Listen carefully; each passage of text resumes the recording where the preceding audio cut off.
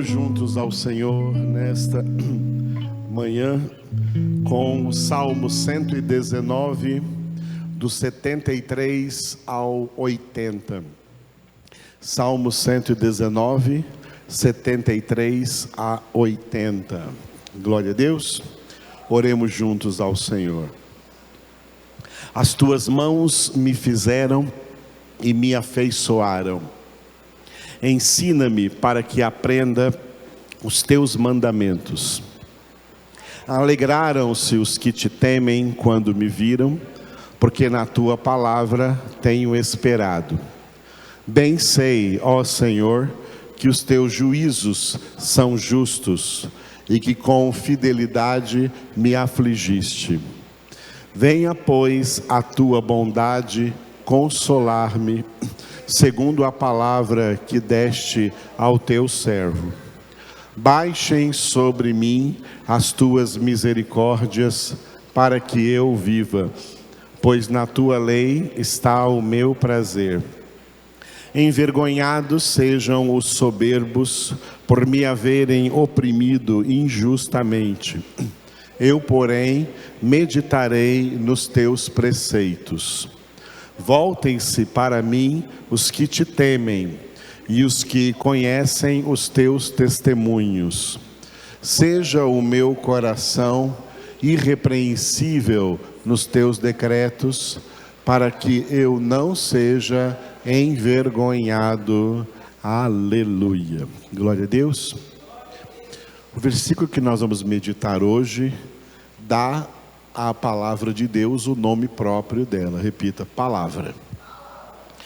Muito bem.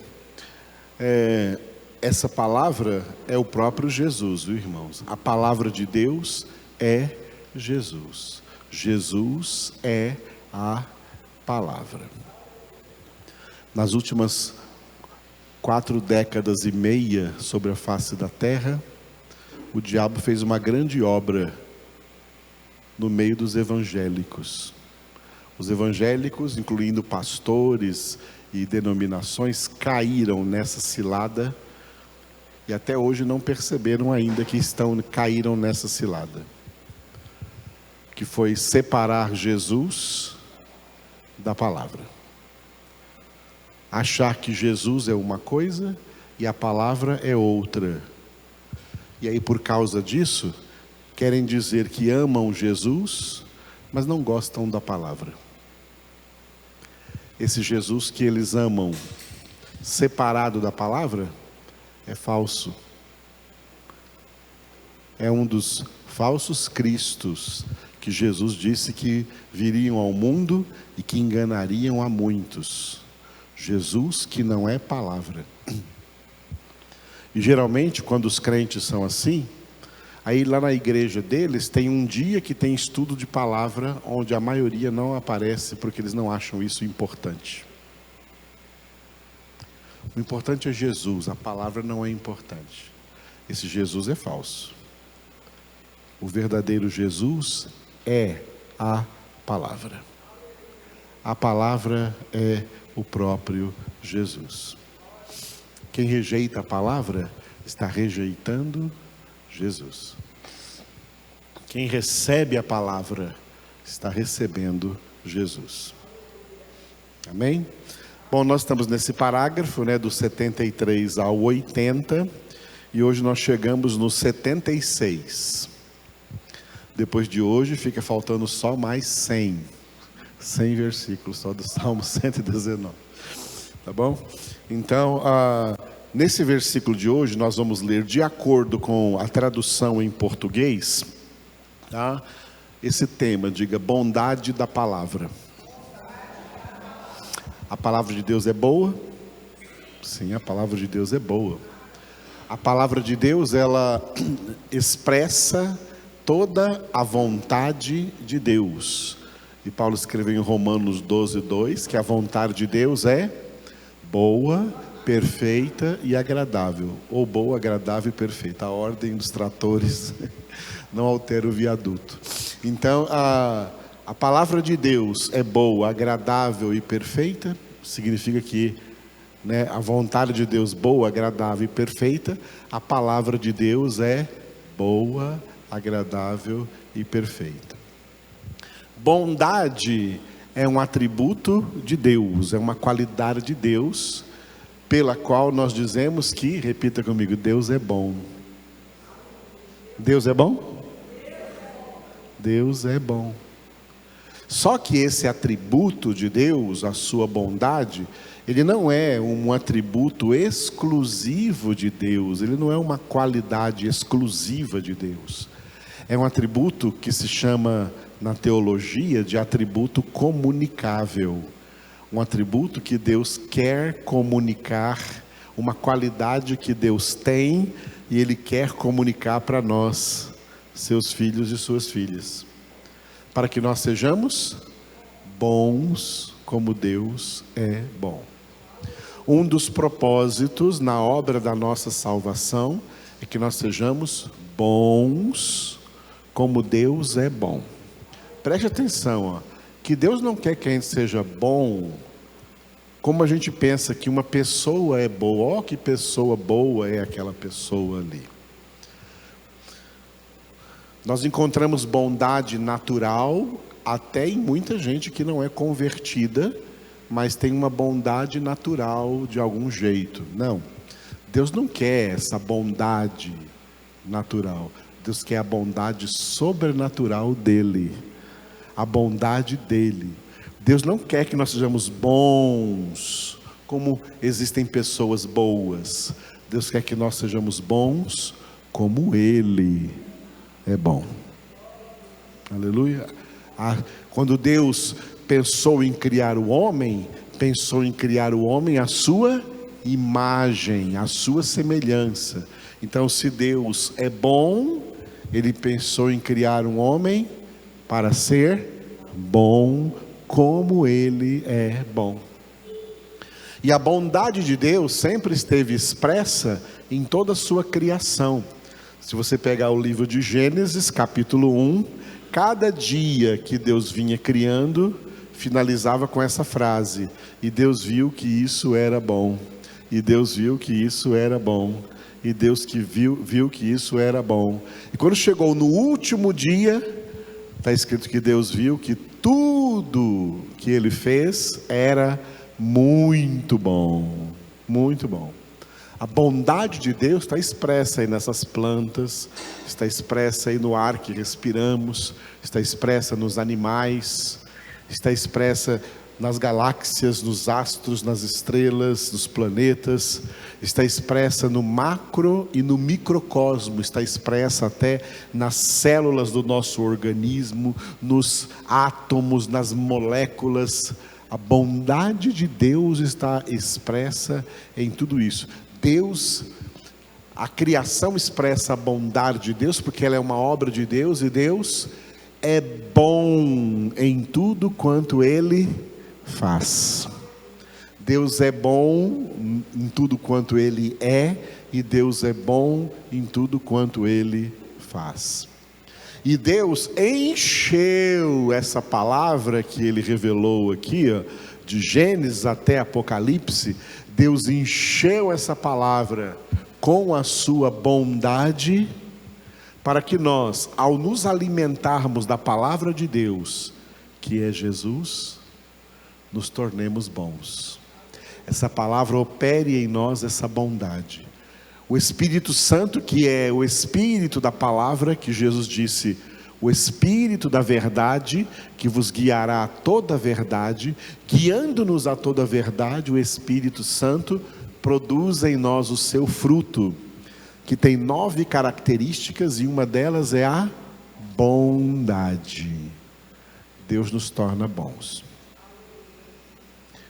Se você vê por aí gente que se chama evangélico, ou crente, ou pastor, fazendo coisas más, sendo más pessoas, sendo ruins com os outros, é falso crente, é falso pastor.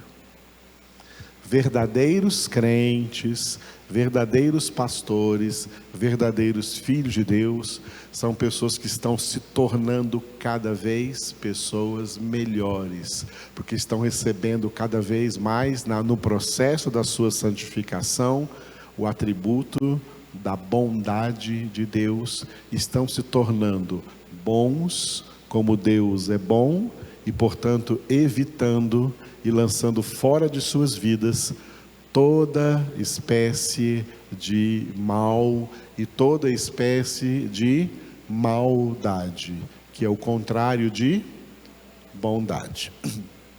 A palavra de Deus é boa. Aleluia. Deus é bom.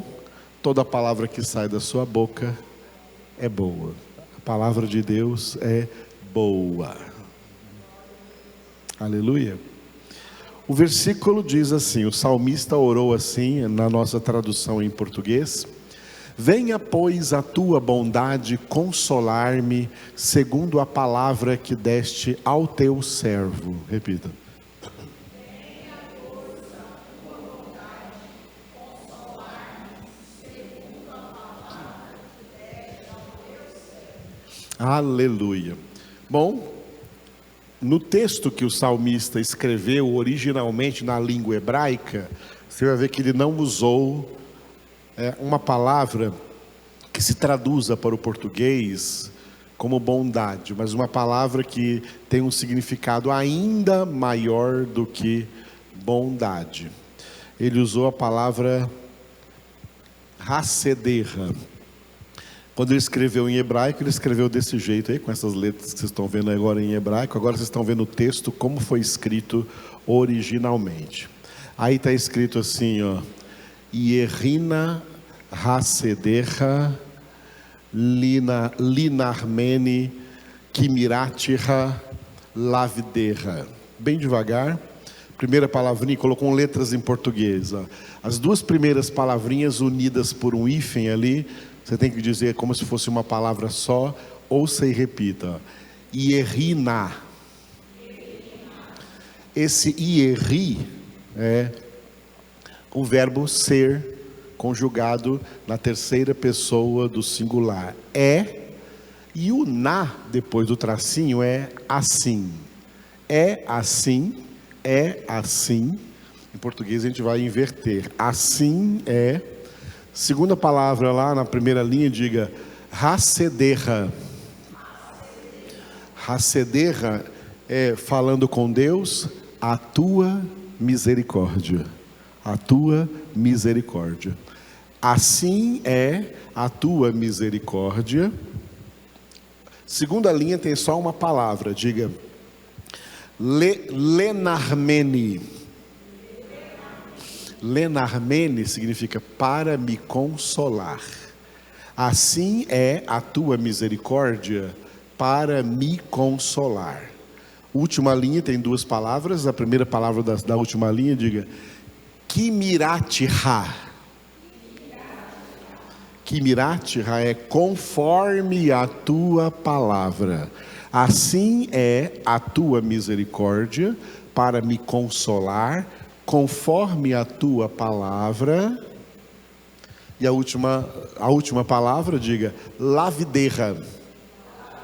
Lavidera é ao teu servo, ao teu servo. Então, em hebraico a pronúncia é essa, né? Ierina Hassedera Lenarmeni Kimiratiha Lavidera. E em português a tradução correta seria assim, ó: assim é a tua misericórdia para me consolar, conforme a tua palavra ao teu servo. Repitam então. Assim é a tua misericórdia para me consolar, conforme a tua palavra ao teu servo. Aleluia. Glória a Deus. A misericórdia de Deus, que em grego está dentro dessa palavra ali, ó, Hassedera, na primeira linha. Hassedera é a tua misericórdia. A palavra misericórdia é somente Sedec, né? Essa palavra, desculpe, Hesed, que é misericórdia em hebraico, na língua do Antigo Testamento, e eleos na língua grega do Novo Testamento. Então é assim que essa palavra aparece na Bíblia. No Antigo Testamento, Hesed, e no Novo Testamento, eleos, e para o português vem misericórdia. A construção da palavra misericórdia na língua portuguesa, ela não vem necessariamente do hebraico Hesed e nem do grego eleos, ela vem do latim, que é a língua mãe da língua portuguesa. O latim que foi, no passado, a língua oficial do Império Romano e que, portanto, hoje é uma língua morta. Ela só é usada, às vezes, no catolicismo arcaico, ou é usada também em critérios do direito, palavras que são usadas, né? Quem estuda direito, advocacia, usa muito ainda palavras aí no latim. E também é uma palavra usada por muitos cientistas para identificar, por exemplo, o nome de animais, o nome de plantas, e geralmente esses nomes vêm expressos no latim. O latim é usado ainda, apesar de ser uma língua morta, não é uma língua mais falada por nenhuma população em nenhum idioma do mundo. Mas ela deu origem à língua portuguesa, como deu origem também, né, à língua italiana, à língua espanhola, todas essas línguas, muitas línguas ocidentais, inclusive o inglês também tem muita coisa vinda do latim. Então é do latim que vem a palavra misericórdia, e é uma palavra que juntou duas palavras, miséria e corda. Corda em latim não é corda, corda em latim é coração. Miséria e coração. Miséria e coração. Misericórdia significa ter o seu coração, ter um coração que se preocupa com a miséria alheia. Isso é ter misericórdia. Ter um coração, coração na Bíblia significa alma, ter uma alma que se condói, que se compadece da miséria alheia. Então, Deus não se alegra com a miséria, a miserabilidade do pecado que domina a humanidade. Deus se condói pelo pecado dos homens. Deus não vê o pecado dos homens como algo a fazer chacota, ou achar graça, ou dizer assim, bem feito. Não, Deus se condói de ver a humanidade em pecado. Tá? E isso se chama misericórdia. Deus quer passar isso para nós. Assim como eu falei da bondade, tá? A misericórdia é bondade em ação. A misericórdia é bondade em ação. Ao invés de querermos ver o mal das pessoas, quem tem misericórdia só deseja o bem das pessoas. Por isso, quem tem misericórdia, aquelas pessoas a quem Deus dá a sua misericórdia, e nós temos uma ordem de Jesus no Evangelho para nós: sede misericordiosos, como vosso Pai Celestial é misericordioso. Um dos elementos que nos define, que tem que nos definir como pessoas misericordiosas, como Deus, é que nós não podemos odiar os pecadores, porque nós também somos pecadores. Nós não podemos odiar os pecadores, e sejam quais forem os pecados deles. Não podemos odiar os pecadores por causa dos pecados deles. Porque Deus poderia nos condenar por causa dos nossos pecados, mas foi tão misericordioso que nos deu o perdão dos nossos pecados em Jesus Cristo. Deus nos deu Jesus. Nós temos que agir em relação às demais pessoas, especialmente aquelas que nunca foram alcançadas pela conversão, não foram alcançadas pela obra da salvação. Nós não temos que dizer assim, bem feito, pecador sujo, pecador imundo, pecador corrupto, ou sei lá o que. Não, amados, nós estamos pecando aí. Nós temos que ter um olhar de misericórdia, temos que ter pensamentos de misericórdia, temos que ter atos de misericórdia para com os pecadores, porque foi assim que Deus agiu para conosco. Se Deus agiu para conosco sendo misericordioso, nós não temos direito de agir diferente para com outras pessoas, sejam elas quem forem e façam o que fizerem. Nós não estamos na terra como filhos de Deus, como cristãos, como seguidores de Cristo, como crentes em Cristo, como crentes do seu Evangelho. Não estamos aqui na terra para odiar ninguém. Pelo contrário, estamos aqui na terra para amar as pessoas e, por amor às pessoas, orar por elas, interceder em favor de todas elas. Pregar o Evangelho para elas é um ato de amor, anunciar a verdade que pode livrá-las da condenação eterna. Pregar o Evangelho é um ato de amor, é uma mão estendida para quem está no abismo, como única saída desse abismo, por meio de Cristo Jesus. Isso é misericórdia. Nós fomos alcançados pela misericórdia de Deus para sermos misericordiosos com as outras pessoas. Glória a Deus. Para sermos misericordiosos. É tão interessante que a palavra misericórdia, construída para nós em português do latim, nos traz essas definições.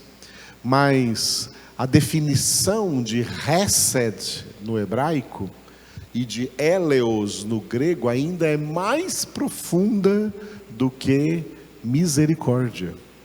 Sabe como é que é? É assim, desejar, ter a misericórdia, que em hebraico se chama hesed, ter a misericórdia, que em grego se chama eleos, seria assim, estar cheio do desejo, sabe? De trocar de lugar com os pecadores. Senhor, eu sinto tanto que essa pessoa esteja em pecado. Eu também estava, o Senhor me tirou. Por amor a ela, eu tenho um desejo de trocar o meu lugar com ela. Condena a mim, Senhor, e salva ela.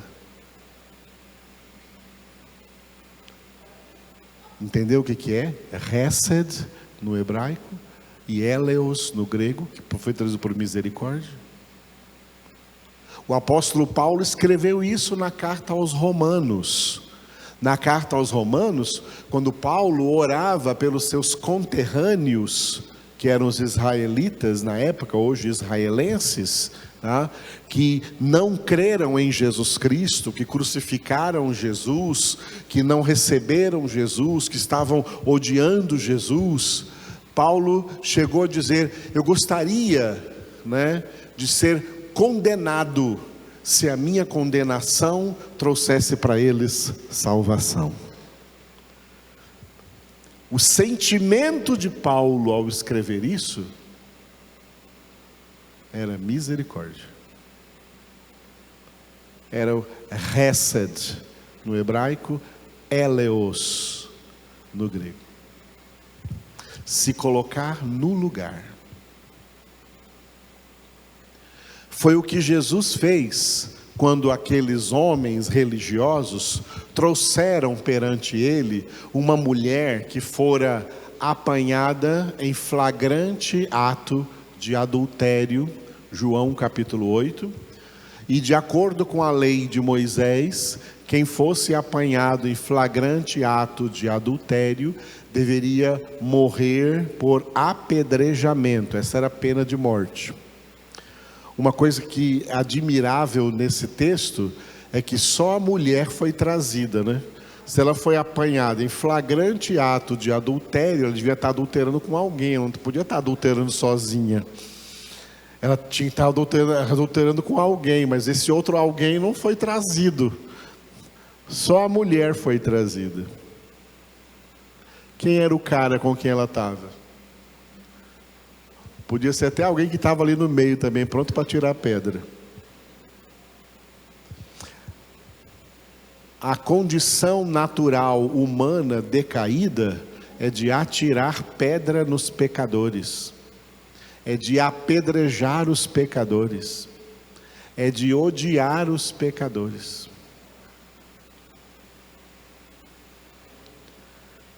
Isso é quem não tem Deus no seu coração. Quem não tem Deus em seu coração é gente má, é gente ruim, é gente que não tem misericórdia. Eles querem apedrejar. Jesus, na sabedoria de Deus na sua vida, ele fez o seguinte: ele pegou cada pessoa que estava com uma pedra para atirar e colocou no lugar da mulher que estava para ser apedrejada. Ele colocou cada um deles no lugar dela. Quando ele falou assim, ó: se alguém aí entre vocês, se tem um aí que não tenha nenhum pecado, atire a primeira pedra. Não havia nenhum, porque todos tinham pecado. Para Deus não importa se o pecado é adultério, se o pecado é orgulho, se o pecado é soberba, se o pecado é mentira, se o pecado é qualquer tipo de promiscuidade sexual, se o pecado é roubo, se o pecado é desonestidade, não importa qual é o tipo de pecado, o salário de todo pecado é a morte. Então Jesus pregou para aqueles homens com uma só frase, uma só palavra, aquilo se chama palavra de sabedoria. Com uma só palavra de sabedoria, Jesus pregou para aquelas pessoas, tá? Que não só aquela mulher era digna de morte, todos eles também eram, igualmente a ela. Jesus os igualou a ela. Eles se achavam superiores a ela. Quem aponta o pecado dos outros é porque está se achando superior aos outros, está se achando melhor do que os outros. Para Deus ninguém é superior, nenhum homem é superior ao outro e nenhum homem é melhor do que o outro. São todos dignos da mesma justa condenação. E mesmo assim, Ele deu o seu Filho, na sua misericórdia, para ocupar o nosso lugar. Entendeu? Porque hesed em hebraico, eleos em grego, é ficar no lugar. Jesus veio ocupar o nosso lugar na cruz do Calvário. A cruz de Cristo não era de Cristo, era nossa. A condenação que ele recebeu não era para ele não tinha pecado. A condenação que ele recebeu era para nós. Isso é misericórdia. Ele se colocou no nosso lugar. Nós estávamos no banco dos réus, no justo tribunal de Deus, e Deus, como justo juiz, impetrando sobre nós justa condenação. Jesus veio e nos tirou do banco dos réus e sentou ali em nosso lugar. E o Pai condenou Jesus, porque essa condenação, com a condenação que era para nós. Está entendendo o que é misericórdia? E é por isso que o salmista diz: assim é a tua misericórdia é real, ela tem o propósito de quê? De me consolar. De me consolar. A palavra, o verbo consolar aqui, representa a única esperança do pecador é ser salvo do seu pecado pela obra de Deus. A única consolação do pecador é saber que Jesus foi condenado no seu lugar. Jesus foi condenado pelos seus pecados. E uma vez que a dívida foi paga, você já não deve mais nada. Que alívio! Eu não devo mais nada. Esse alívio é a consolação. Esse alívio é a consolação. Esse alívio é a consolação, que significa consolar, significa confortar, que também significa fortalecer. Por isso que, consolar em inglês é comfort. E que em português traz a palavra conforto, Conforto, que é uma palavra justa nesse sentido, porque nós estávamos desconfortáveis na nossa situação de pecado e de condenação. E não podíamos sair daquela situação por nossas próprias forças. Não havia obra ou sacrifício que pudéssemos fazer para sair daquela situação desconfortável. E Jesus tomou o nosso lugar. Tomou sobre si o nosso desconforto. Você sabe que tem estudiosos da anatomia humana, do corpo humano, que já estudaram profundamente a crucificação, e que, por exemplo, a pessoa pregada na cruz, ela estava ali num desconforto total. Além de estar imóvel, porque estava pregado por cravos de ferro, pregado ali, sem poder se movimentar, era uma posição que ela não conseguia respirar. Um tremendo desconforto respiratório, não podia respirar. E eles tinham duas formas de fazer isso.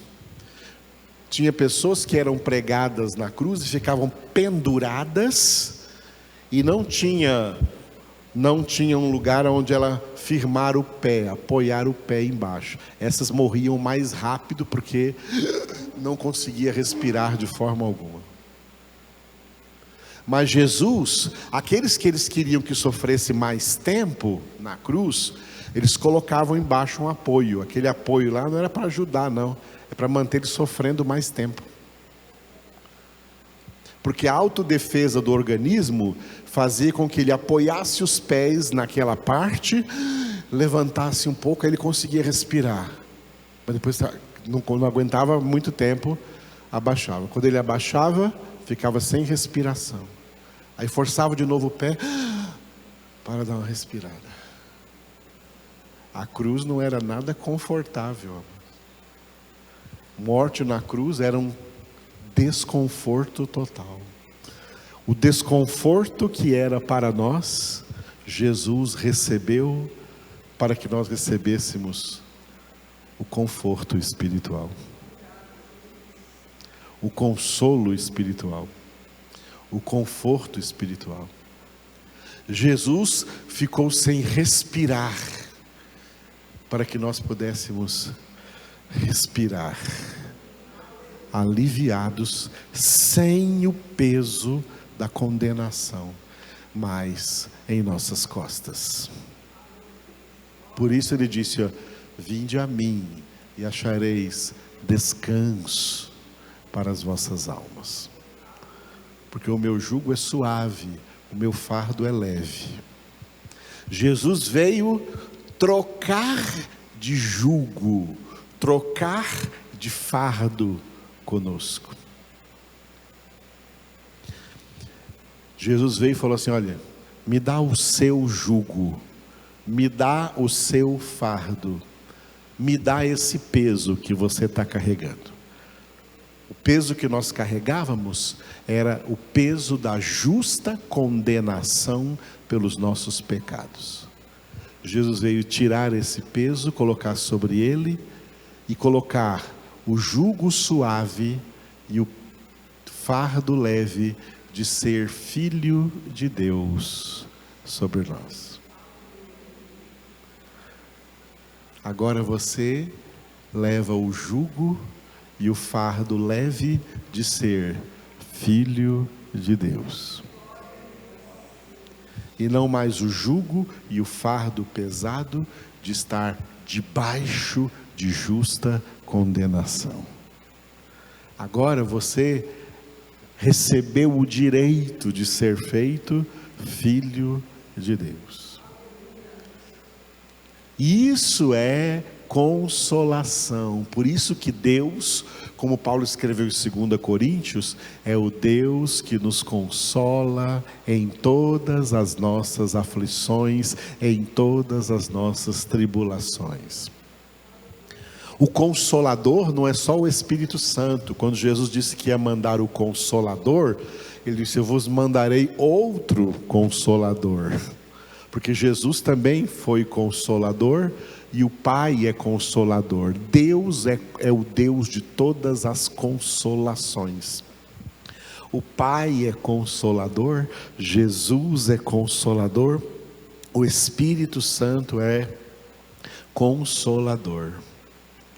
Olha como ele trouxe consolo para aquela mulher que pensou que estaria vivendo os últimos minutos da sua vida. Pronto, agora eu estou perdido, agora eu vou morrer aqui, agora, debaixo das pedras que eles vão jogar sobre mim. Ao invés disso, Jesus a livrou de ser apedrejada e disse para ela, mulher, ninguém te condenou? Não, Senhor, eu também não te condeno. O único que poderia condená-la, disse para ela, eu também não te condeno. Eu vou te dar agora um jugo suave e um fardo leve. Vai e não peques mais. Vai e não peques mais. Jesus não nos livrou de um fardo pesado para depois a gente ir lá e pegar de novo o mesmo fardo que Jesus já tirou. Jesus não nos livrou da condenação do pecado para depois nós irmos lá e voltar a pegar de novo o mesmo pecado que nos condenava. Jesus nos livrou do pecado para que nós sejamos santos e irrepreensíveis diante dele, para que não pequemos mais. O que é mais difícil? Jesus tomar o nosso lugar ou nós deixarmos de pecar? O que é mais difícil? O que é mais difícil? Não, mais difícil foi Jesus tomar o nosso lugar. Diante do que Jesus fez para nós, o que nós temos que fazer agora é muito mais leve, é muito mais fácil. Está achando difícil ser santo? Está achando difícil deixar de pecar? Mais difícil foi o que Jesus fez, vindo ao mundo, recebendo o nosso fardo pesado, o fardo pesado da nossa condenação. Esse foi o mais difícil. Jesus fez o mais difícil, deixou o mais fácil para nós. O meu jugo é suave e o meu fardo é leve, achareis descanso para as vossas almas. Uma pessoa descansada é uma pessoa que está confortável. Confortável é uma pessoa que está sob consolação, consolo, consolada. E aí você tem o significado de fortalecimento, confortar, a palavra dentro aí é força, receber a força de Deus. Por quê? Porque quando eu estava debaixo do pecado, eu era fraco. Eu era fraco. Paulo fala que nós, Romanos capítulo 5, quando éramos fracos, Cristo morreu por nós. Quando éramos, pretérito imperfeito, quando éramos fracos, Cristo morreu por nós. Uma vez que Cristo agora tomou o nosso lugar, Ele nos consolou, Ele nos confortou, Ele nos fortaleceu. Agora nós não temos mais que dar desculpas de fraqueza, porque Deus nos deu em Cristo Jesus tudo o que precisamos para ser fortes, espiritualmente fortes em todas as situações da vida. Por isso que João escreveu, referindo-se a jovens, em 1 João capítulo 2, jovens que na sua maioria, na maioria das vezes, são assim um ícone de fraqueza. E ele falou com jovens: jovens vos escrevo, porque sois fortes. Sois fortes porque a palavra de Deus permanece em vós e tendes vencido o maligno. A palavra de Deus, que é Jesus, nos torna fortes, espiritualmente fortes. Acabou o tempo da fraqueza. Agora é hora de ser fortes. Hora de ser fortes.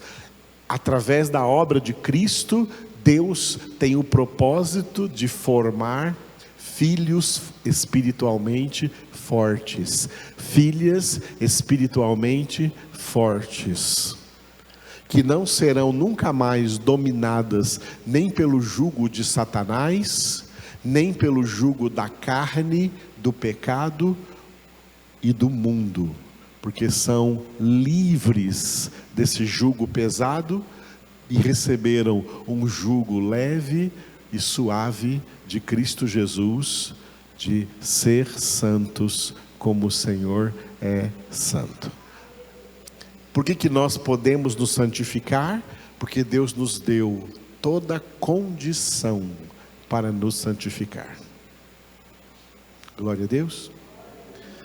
Jesus em nós, a palavra de Deus em nós é mais forte do que qualquer fraqueza nossa, é mais forte do que qualquer pecado nosso, é mais forte do que qualquer má inclinação que nós tenhamos.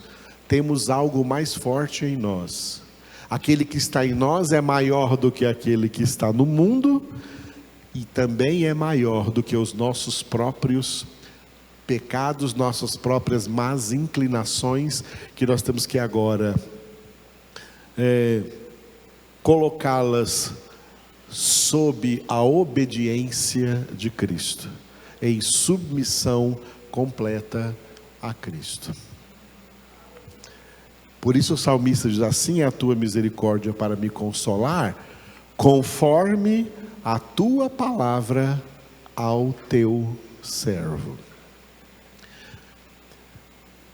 Com as heresias que vieram nas últimas décadas, tem um monte de crente por aí, ignorante de Bíblia, que fica procurando por aí, em pretensos profetas, ou sei lá o quê, uma palavra de Deus direcionada para ele, pessoalmente. Aí eu quero ouvir o que Deus está falando comigo,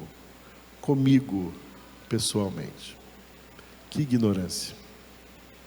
Isso é ignorância e uma busca inútil, e tudo que essa pessoa vai encontrar é falsa profecia, falsas palavras, ditas como se fossem de Deus, mas não são de Deus. O que Deus quer falar para cada um dos seus servos e servas, Ele já falou aqui. Ele já falou aqui. Essa palavra é para você, em particular. Para cada um de nós, em particular.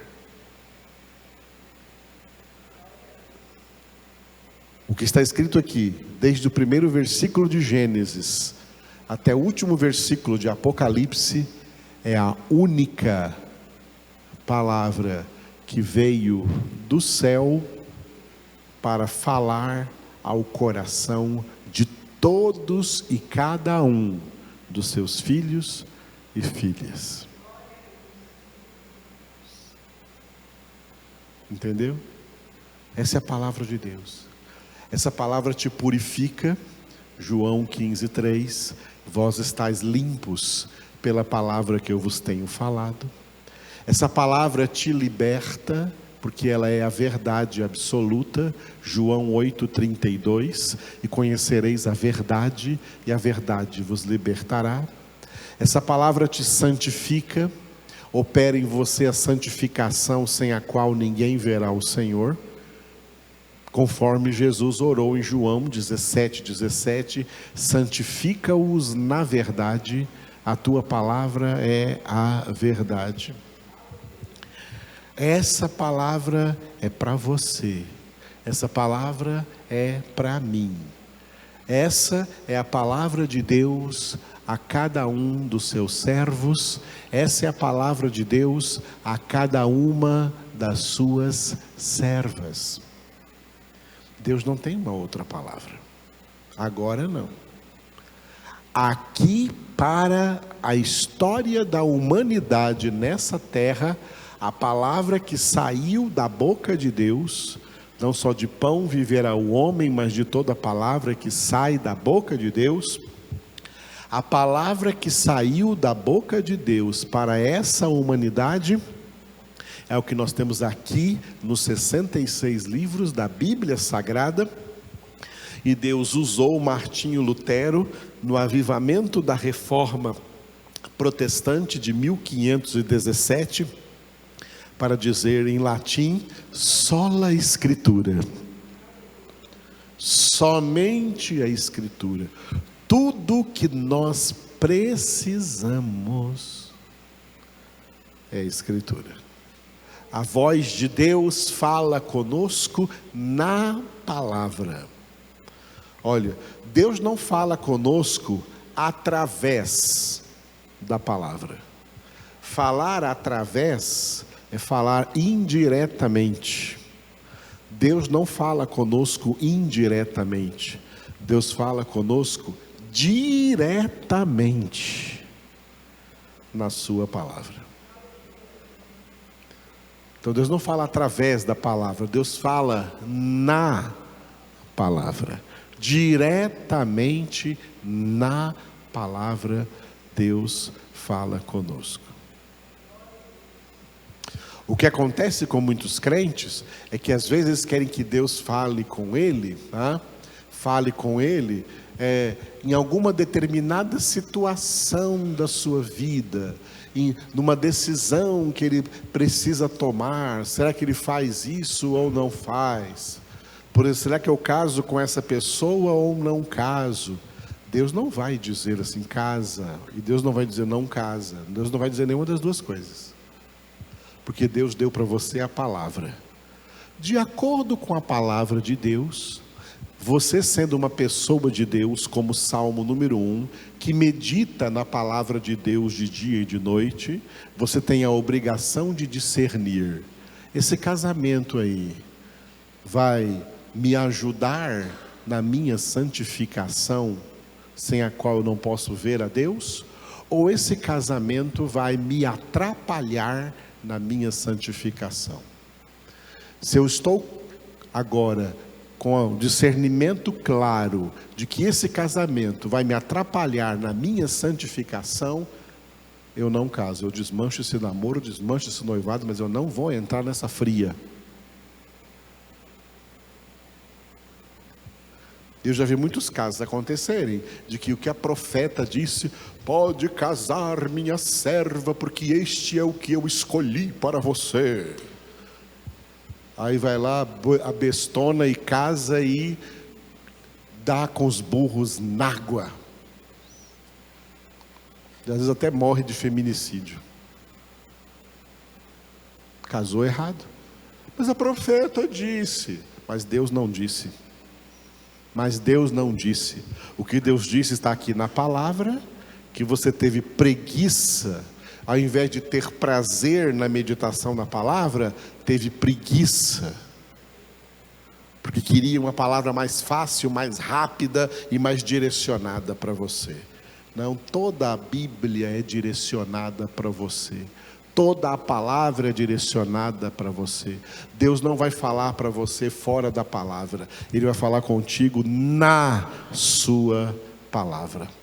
A palavra já foi revelada e o nosso dever agora é não andar no conselho dos ímpios, não se deter no caminho dos pecadores, não se assentar à roda dos escarnecedores, mas ter o nosso prazer na palavra do Senhor e nela meditar de dia e de noite. Aí seremos como árvore plantada junto à corrente de águas, que dá fruto na época própria, cuja folhagem não murcha, e tudo quanto faz, prosperará. Porque tudo quanto essa pessoa faz, ela faz conforme a palavra que Deus deu a ela, conforme a tua palavra ao teu servo.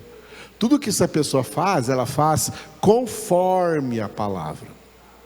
Olha, cuidado, não pense que Deus vai assinar embaixo de tudo que você faz, não. Deus não assina embaixo de tudo que você faz, não. Ele assina embaixo de tudo que você faz conforme a palavra. Deus garante a sua palavra. Você quer fazer alguma coisa que não está conforme a palavra? Não espere que Deus venha assinar embaixo disso. Aí vai lá, faz e quebra a cara. Ah, Senhor, por que o Senhor permitiu? Bom, em primeiro lugar, eu não permiti. Em segundo lugar, você não pediu a minha permissão. Você foi fazendo querendo que eu abençoasse. Eu não abençoo nenhuma ação sua fora da minha palavra, que não seja conforme a minha palavra. Eu tenho experiência de crente, de pastor, de ver muito crente quebrando a cara, tomando decisões que não deveriam ter tomado, fazendo escolhas que não deveriam ter feito, assumindo posturas que não deveriam ter assumido. Às vezes tem até recuperação, mas muitas vezes não tem mais recuperação, caíram para valer. Entraram numa situação irrecuperável, que não tem como voltar atrás. Cuidado, amados.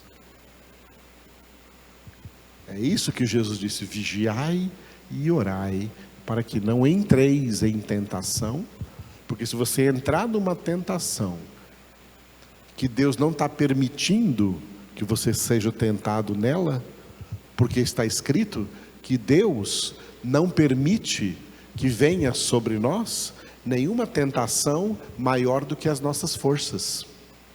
Toda tentação que Deus permite chegar a nós, é porque Ele já sabe que nós temos força suficiente para vencê-la.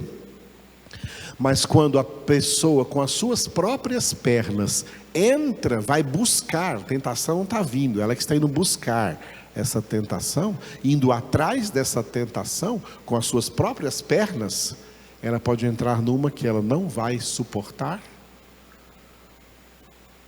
e talvez não consiga sair dela nunca mais. Vigiai e orai para que não entreis em tentação, porque você pode entrar numa situação na qual você fica aprisionado. Depois de Cristo ter vindo libertar você, você vai de novo se aprisionar a uma determinada situação, virar uma prisioneira de Satanás.